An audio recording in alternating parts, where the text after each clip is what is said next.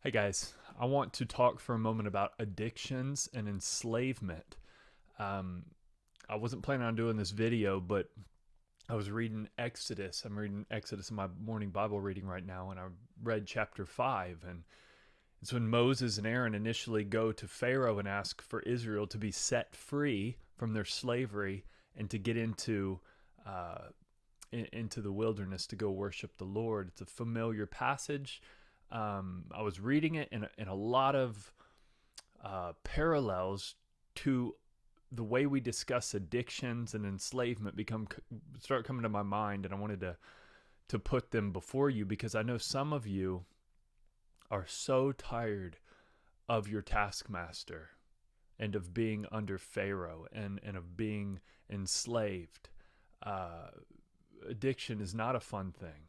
It's a miserable thing, and that's how this narrative actually starts. Is Israel's crying out in the wilderness, and they're at one level they're miserable because that's what slavery and addictions are. They don't tell you they're going to produce misery, but they always do. And so Israel is experiencing the displeasure of chains and of slavery. Now, at another level, they're just comfortable with this. I mean, they've been slaves for 400 years. They've settled into this identity. It's all they know. I mean, think about if you grew up and your parents are slaves and their parents were slaves and their parents and their parents were slaves, great, great, great, great grandparents. Everybody you know has only been a slave. I mean, you don't have categories for anything else. You don't even know what freedom is. Nobody you know knows what freedom is.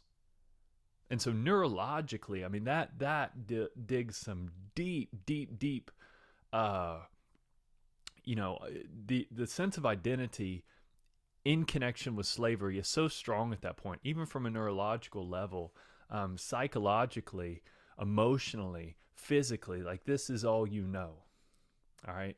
But at the same time, even though that's true of Israel in their condition of slavery, at the same time they're going, "This is miserable." And they're crying out to the Lord. So that's the context. Now, when Moses goes before Pharaoh, here's something interesting: the slavery worsens, the chains get tighter, and this is often what we see when someone tries to break free from their slavery or their addictions. They realize it's worse than they thought it was. They realize the addiction; it almost seems like it's gotten worse. Um, you could say Pharaoh or the taskmaster increases the burden, which is what Satan does when someone wants to get free and begin to worship the Lord and they really want freedom and they begin to really pursue that. Oftentimes the temptation increases. The chains feel like they've gotten tighter.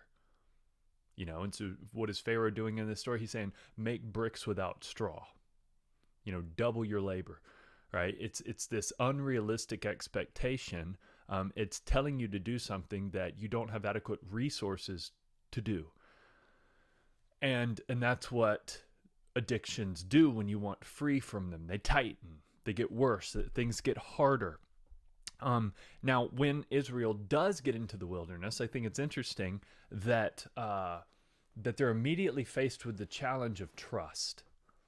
Right? Because when you're a slave, you don't have to trust the Lord for your food, for your water, for your shelter.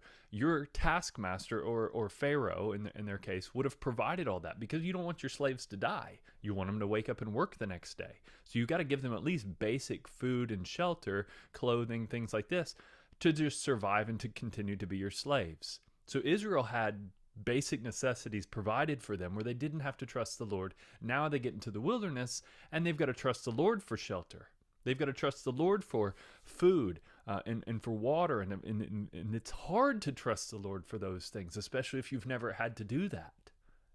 And your parents never had to do that. And your grandparents never had to do that. And you have no category for trusting the Lord for basic necessities. And on top of that, now there's the threat of warfare. When they were in Egypt, nobody wanted to conquer them. They were conquered. Nobody wanted to possess them. They were possessed, right? They were owned. Nobody wanted to own them. now they get free in the wilderness, and they're free, so therefore someone else can capture them, and there's the threat of foreign invasion. So these are all new challenges in the wilderness that they didn't have when they were in Egypt. And so this is really what happens when someone tries to break free of an addiction.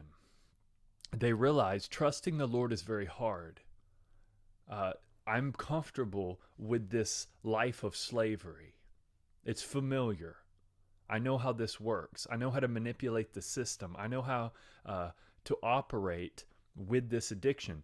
Over here, this freedom, that's unknown territory, and it's requiring me to trust the Lord in ways that are very hard.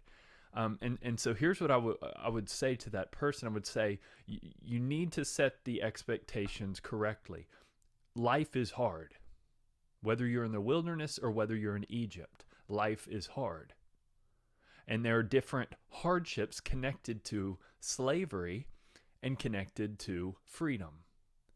And you have to decide which ones you want, because it's going to be hard either way. But there are certain types of hardships that come with freedom, like having to protect yourself and your possessions and your family from foreign invaders, having to trust the Lord to provide your own food and it not be provided for you, things like that. There's hardship in that, but it's hardships that are connected with freedom.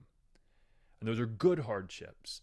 And then there's the hardships that are connected with slavery, which are self-destroying hardships, which are dehumanizing hardships, which are they feel like chains. You have no freedom.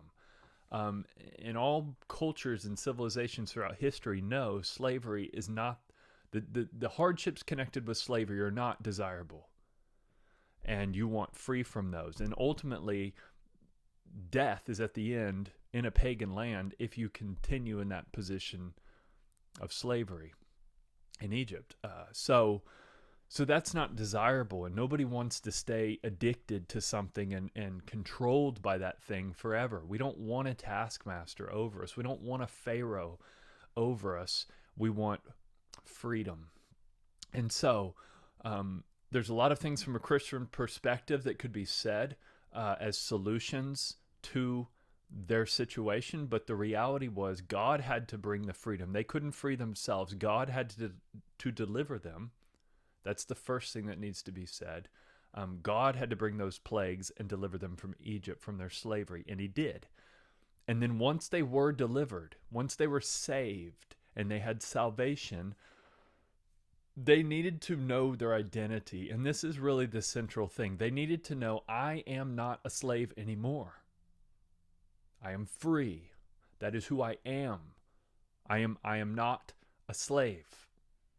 All right, this change and shifting of how I think about my identity is very difficult for someone, especially if they've been connected to their idol, or not their idol, their addiction for years.